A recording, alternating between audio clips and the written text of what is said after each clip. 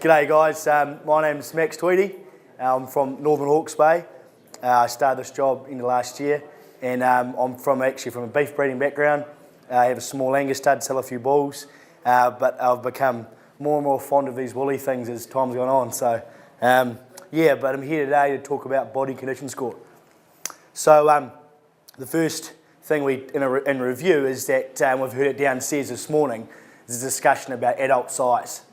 And it was hotly contested, I felt, and it was healthy discussion.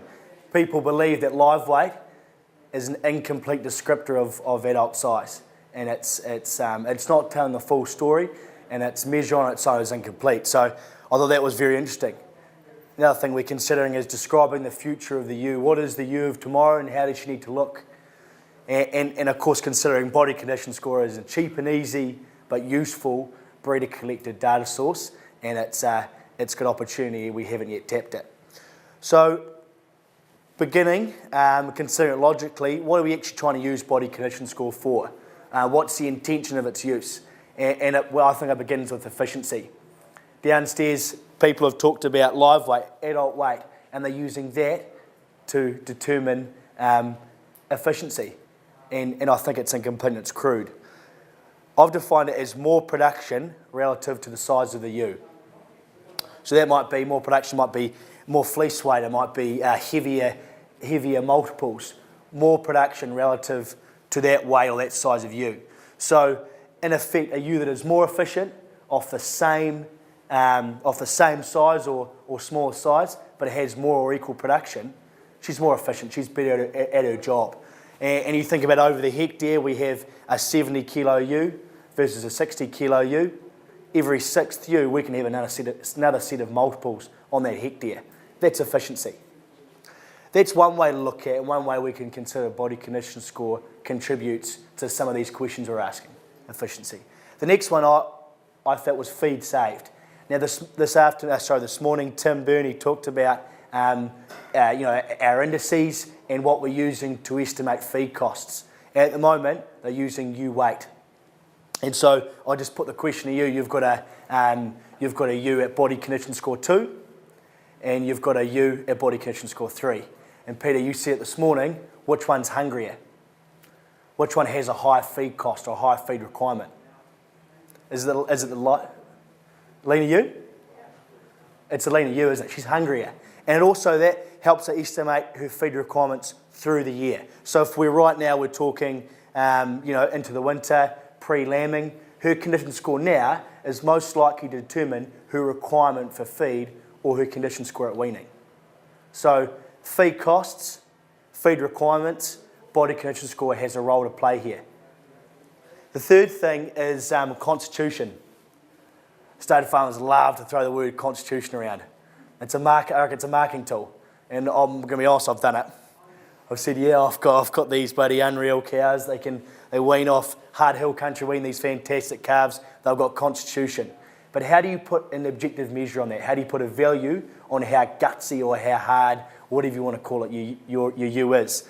And so I've put a statement here, and you can hold me to it, but I've said it's the ability of a ewe to remain productive whilst withstanding environmental challenges.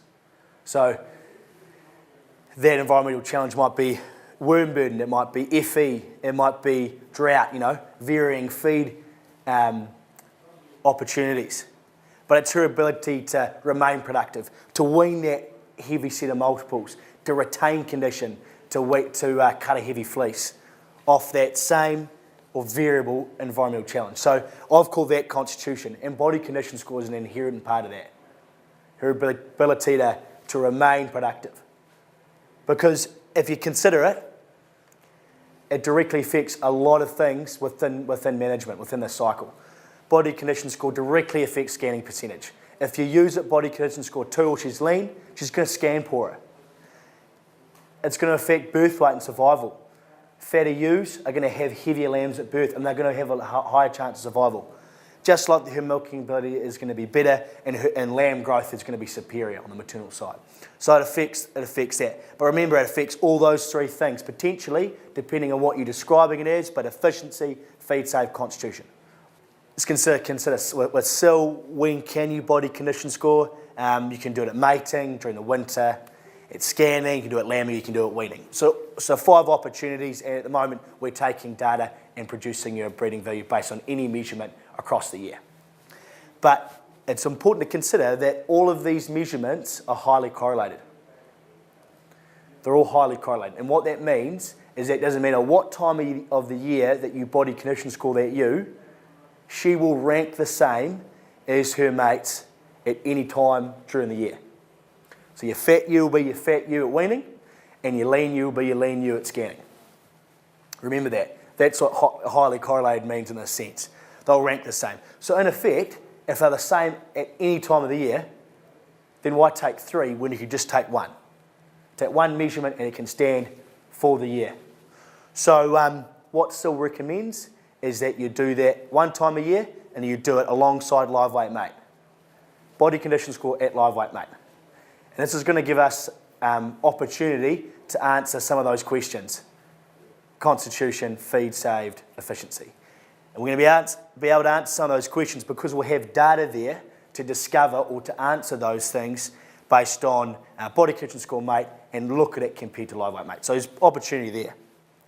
Sweet? Right, and to give you a bit more background, it's moderately heritable at 20%. So it's within our control. We can change that. If you take more than 1 score during the year, annually, SIL will take the largest data set. Had a yarn to Hamish Bibby, he was talking about he's doing live body condition score at scanning, and then he's also doing body condition score at mating. The larger data set is a scanning group because they're all in together, and so his concern was which group do they use, but it will use the largest group. You can score on two-tooths and you can score them older, and it's the important thing to remember is that it's only taking 1 body condition score for its lifetime, a ewe on that given BV, but it's highly repeatable. So the first body condition score is the most important, but it will stand for that ewe. It's important you continue to body condition score annually on as many as possible, but it's highly repeatable. Who's doing it? That data, the Ovita ewe efficiency trial information, and lamb ultrasound scans are used to contribute to body condition score, to the BV. But what we've got to remember is it's only lamb ultrasound scans are, it's information we can use, it's some data, but it's only 40% correlated to actual body condition score, and it's only telling part of the package because we're using a young lamb to predict condition in a mature ewe. So it's still useful. Now, the shame game. This is the state of the nation. These are the dual purpose and dual purpose plus terminal sire flocks over the last 3 years that have recorded live weight mate and body condition score mate. So, 2016, I'm going to call that uselessness. You haven't got your data in yet, and it's probably going to be even better because the trend would say it's getting more positive. But out of 270 odd dual purpose flocks in the right criteria, when we look at it as a percentage, it's woeful. And even on the basis of live weight mate, it's woeful. 50% of the people should be having 100% of the discussion on adult size. If you're not recording it, you shouldn't be part of the debate. It's harsh to say, but at the end of the day, you can't do anything with that information. So, and then likewise the body condition score. It's enhancing that ewe size thing. If that's what we're using to determine ewe size, then it's probably not good enough. Right, I've got a question for you, and that is fat a carcass trait or a maternal trait? Right, I've got one more slide, and you got to tell me which one is more likely to get in lamb.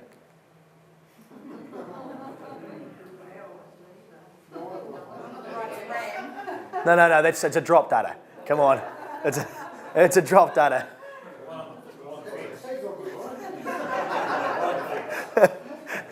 That's the one with the extra chop that can't even make you. Yeah. It's a picture of a Beltex ram I saw in Scotland last year. He had his head in a feed trough. But You probably didn't take it out. yeah, I couldn't get it out. They got heads like this, eh? Unreal.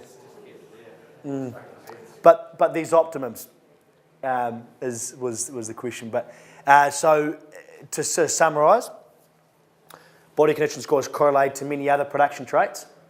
So we'll talk about it affects scanning percentage, it affects survival, lamb growth, milking. So it's important, and we're not telling the full picture without it. Yeah, it's important. We need better descriptors of adult size. Live weight is incomplete, and it's not telling the full story. Body condition score enhances that.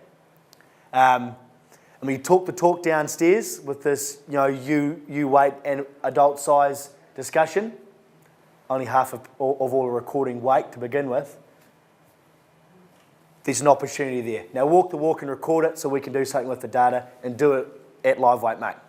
Sweet.